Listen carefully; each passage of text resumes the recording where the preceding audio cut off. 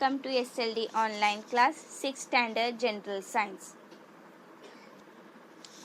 In my last video I had explained you the half of the chapter of the skeleton system and the skin. मैं आपको अपने last video में आपको half chapter explain की थी, वो है skeleton system and skin. आज आपको मैं पूरा चैप्टर थोड़ा और जो बाकी है वो एक्सप्लेन कर रही हूँ.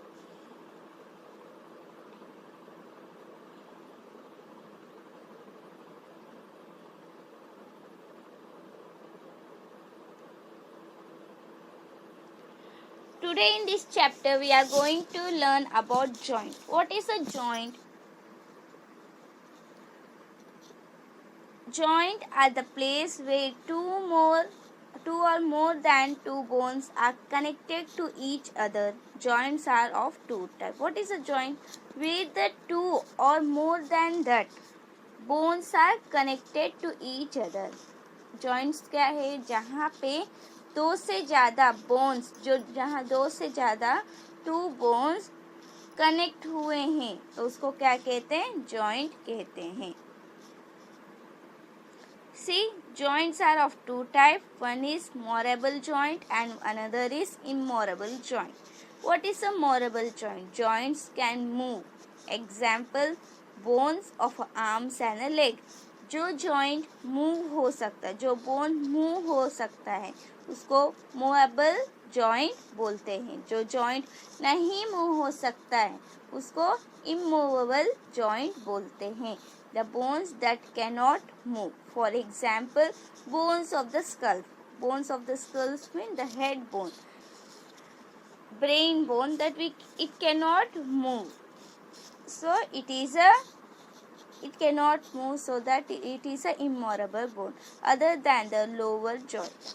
See here they have given the picture of the bone. You can see here hind joint and ball and a sock joint.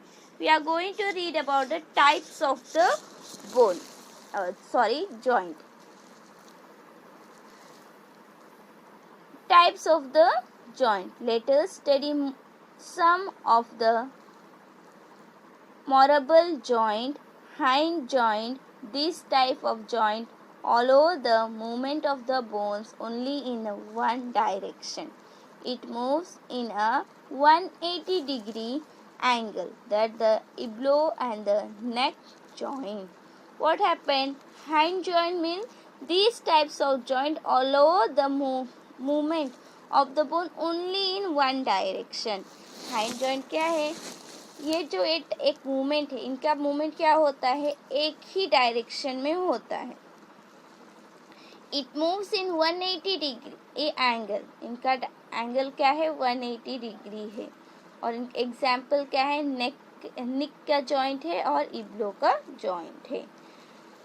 Now ball and the socket joint. In this type of joint, the bones can move in two or more direction in a 360 angle. Example, shoulder and the hip joint. What happened? The hip joint is there and the shoulder joint is there. What is the ball and the sock joint? It moves in a angle of 360 degree. ये कौन से degree move होता है? 360 degree में move होता है. तो ये शोल्डर पे है और हिप जॉइंट है. Gliding joint. In these types of a joint, the bones can only slide over each other. Example, wrist and the ankle joint. What happened? Gliding joint means in this type of the joint, the bones can only slide over each other. यहाँ पे slide होता है एक दूसरे में. तो example क्या है? wrist है और ankle joint है. Now we are going to read about skin. The skin is an important and large organs of all the living things. The skin has a hair. There are nails on the skin at the tip of the finger and the toes. The skin gives up the sensors of touch. The skin is an important sensory organs of the body. What is the skin? It is a very important and it is a very large organ in our living things. and it has a hair. There are nails on the skin at the tip. Tip पे क्या है? Nails है, skin के tip पे nails है, finger में और toes में. Of the finger and the toe. The skin is a very sensitive of touch. It is very sense of touch. It gives a important sensory organs of the body. Skin क्या है? एक ऐसा sensory organ है कि उसको एक sense of touch होता है. उसको आप स्किन को टच करो कि हाँ कुछ हो रहा है. आप जलोगे तो आपको स्किन को मालूम पड़ेगा पहले हाँ ये हुआ आपको. तो स्किन क्या है? बहुत ही इम्पोर्टेंट है और बहुत ही लार्ज ऑर्गन है लिविंग थिंग पे. अभी हम लोग फंक्शन पढ़ लेंगे स्किन का. Function of the skin.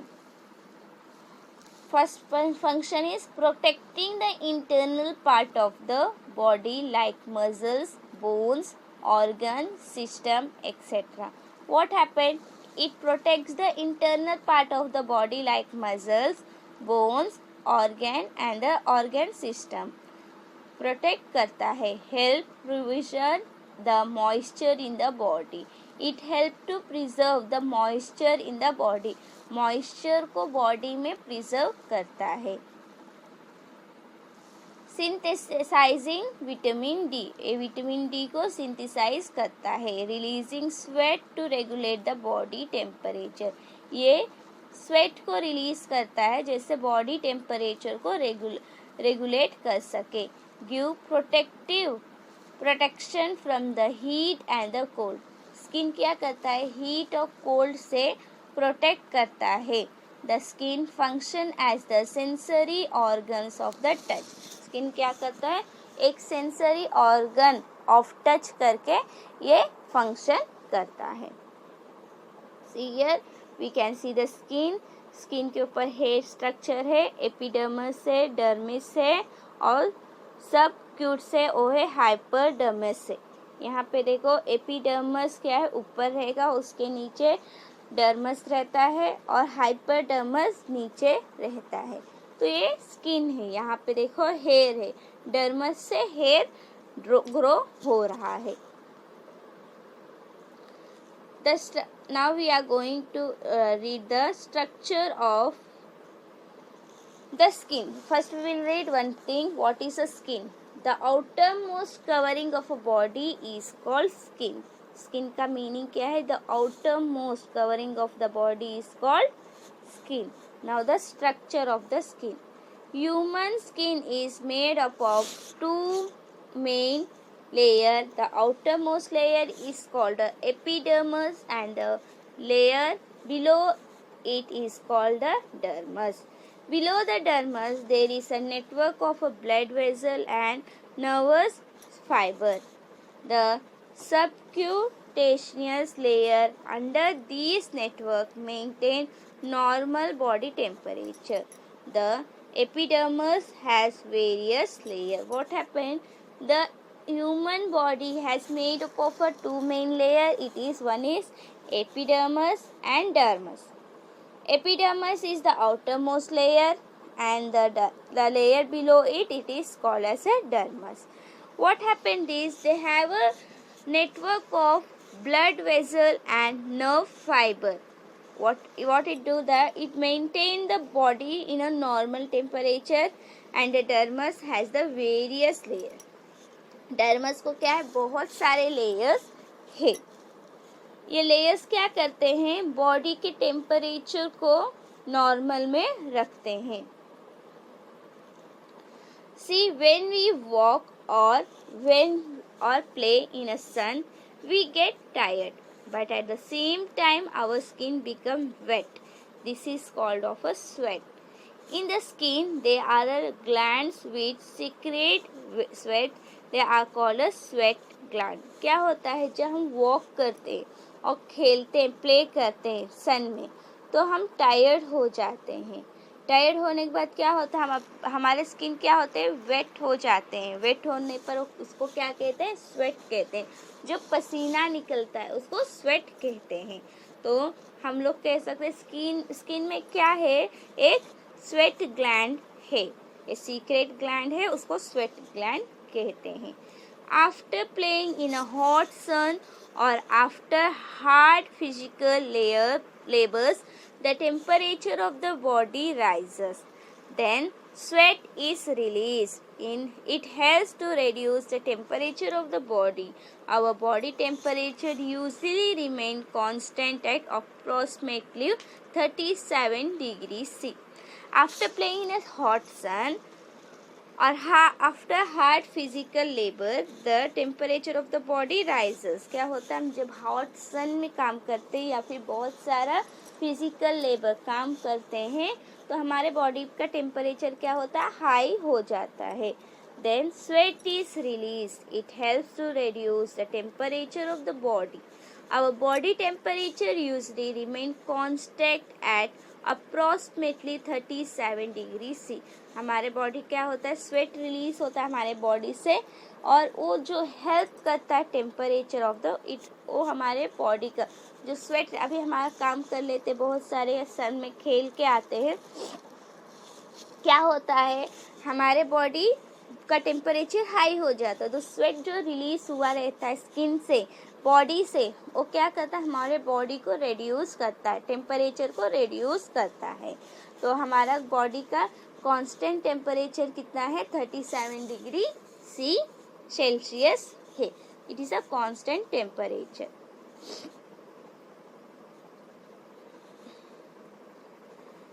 When we grow older, the proportion of fat strength the skin reduces. However, the previously dark skin does not shrink. This is called wrinkles on the skin of the older people. You have noticed that when you grow, you have noticed the old person, old people near in your house, how skin they has, it has wrinkle. Skin में क्या हुआ है, wrinkles हो गया है. तो क्या होता है जब वो ग्रो होते हैं, ओल्डर होते हैं, as they grow older, what happen, the proportion of the fat beneath the skin reduces. जो फैट का प्रोपोर्शन रहता है वो बहुत ही रेड्यूस हो जाता है स्किन के नीचे. तो वहाँ पे वो not, however the previous turn skin does not shrink नहीं होता है स्किन और वहाँ पे रिंकल्स हो जाते हैं ओल्डर पीपल के. तो वो कास्ट करता कास्ट होता है, क्या कास्ट होता है, रिंकल कास्ट हो जाता है, वहाँ पे रिंकल्स आ जाते हैं स्किन पे. Do you know it is melanina that determine that the color of our hair to jet black hair is due to the pure melanin, which while brown lighter hair is due to sulfur in the melanin and reddish hair due to iron in the melanin. What happened, melanin करके एक थे, उन्होंने determine किया कि colour हमारे कहाँ से, वो मिलाइन जो प्रेजेंट रहता है, उन्होंने कहा कि कलर ऑफ हेयर कैसा है, जेट हेयर कलर कैसा है, प्योर मिलानी रहता बॉडी में. तो ब्राउन हेयर क्या होता है, सल्फर अगर बॉडी में ज़्यादा है. तो रेडिश कैसा हो जाता है, आयरन के वजह से, अगर आयरन ज़्यादा है तो रेडिश हो जाता है. So here you can see when they grow old what happen, how the grandparents skin become done. यहाँ पे देखो बच्चों का स्किन कैसा है और ग्रैंड पेरेंट्स का स्किन कैसा है, रिंकल्स स्कार्स हो जाते हैं.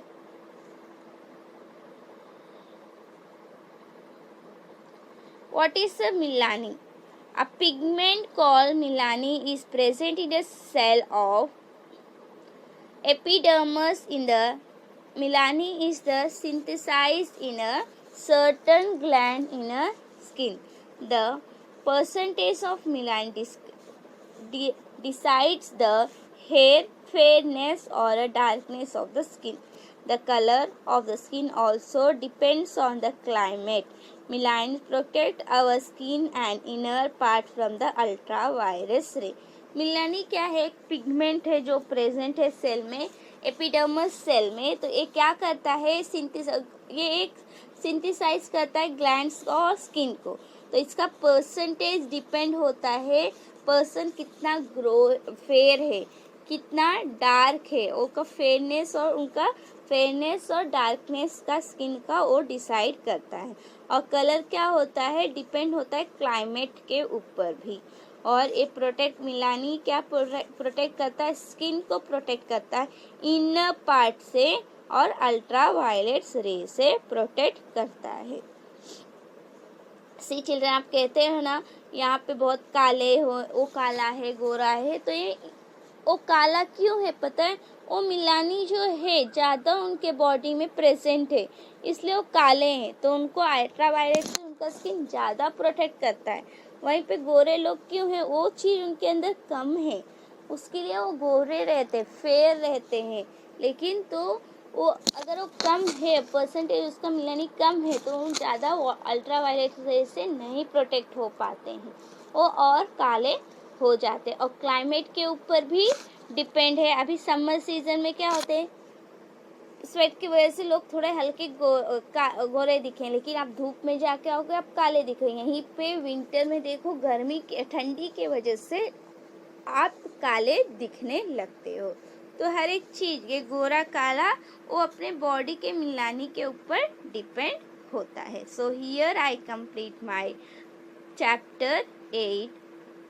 In my next video I am going to explain chapter 9.